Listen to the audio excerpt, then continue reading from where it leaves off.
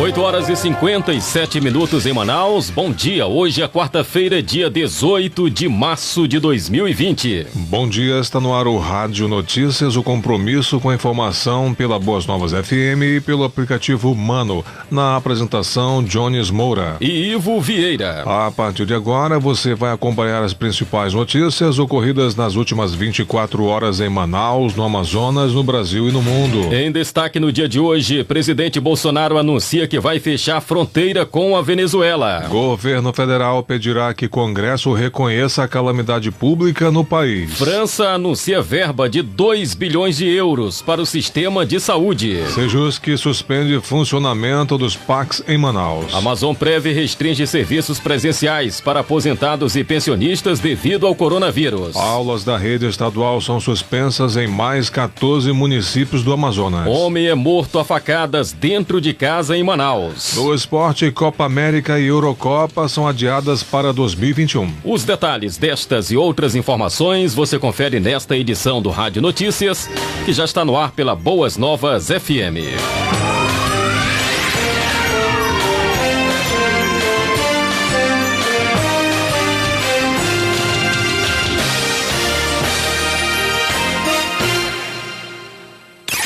Estamos apresentando Rádio Notícias. O compromisso com a informação, os principais acontecimentos no Brasil e no mundo. Conexão Brasil. As principais notícias do país de norte a sul. Conexão Brasil. 58 minutos, o governo federal pedirá que Congresso reconheça a calamidade pública no país. A reportagem de Sumaia Vilela. O governo federal anunciou que vai pedir ao Congresso Nacional o reconhecimento de estado de calamidade pública no Brasil por causa do coronavírus. A medida terá efeito até 31 de dezembro deste ano. A decisão foi divulgada em nota na noite desta terça-feira.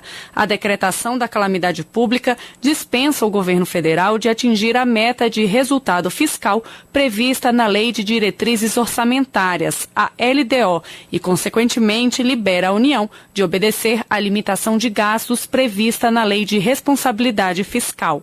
Segundo a Secretaria de Comunicação Social da Presidência da República, a decisão foi tomada porque há necessidade de elevar gastos públicos para proteger a saúde e os empregos dos brasileiros, além da perspectiva de queda de arrecadação com os efeitos negativos na economia gerados pela propagação do coronavírus no país. Apesar disso, a nota diz que o governo federal reafirma seu compromisso com as reformas estruturais já defendidas pela atual gestão, assim como a manutenção do teto de gastos. O teto de gastos foi aprovado em 2016 e condiciona o aumento das despesas públicas à inflação observada no ano anterior ao do orçamento. Por exemplo, a inflação de 2019 fechou em 4,31%. Por isso, em 2020, só foi possível aumentar os gastos em até 4,31%, em qualquer área, inclusive a da saúde. Da Rádio Nacional em Brasília, Sumaia Vilela. Obrigado, Sumaia. Agora são 9 horas em Manaus e o presidente Jair Bolsonaro anunciou nesta terça-feira o fechamento parcial da fronteira do Brasil com a Venezuela em Roraima.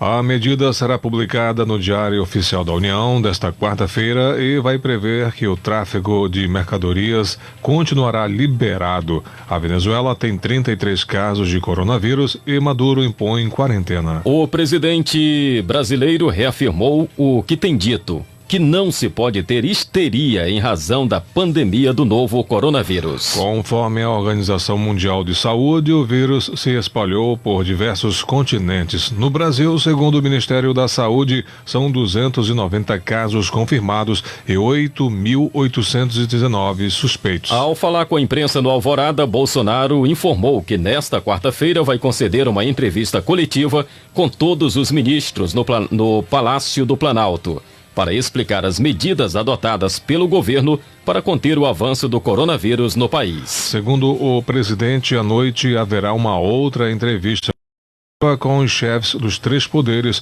para demonstrar que eles estão unidos. 9 horas e 1 minuto em Manaus, e a primeira e única morte por coronavírus no Brasil ocorre em São Paulo.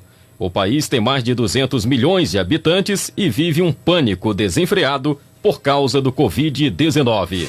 Quem tem os detalhes é Tereza Klein. O Brasil registrou a primeira morte por coronavírus em São Paulo. A informação foi divulgada nesta terça-feira pela Secretaria Estadual de Saúde de São Paulo, que afirmou que outras 4 mortes estão sob investigação para apurar se foram vítimas da Covid-19. A vítima era um homem de 62 anos que sofria de diabetes, hipertensão e hiperplasia prostática, quando a próstata aumenta em volume pela idade. Ele não havia viajado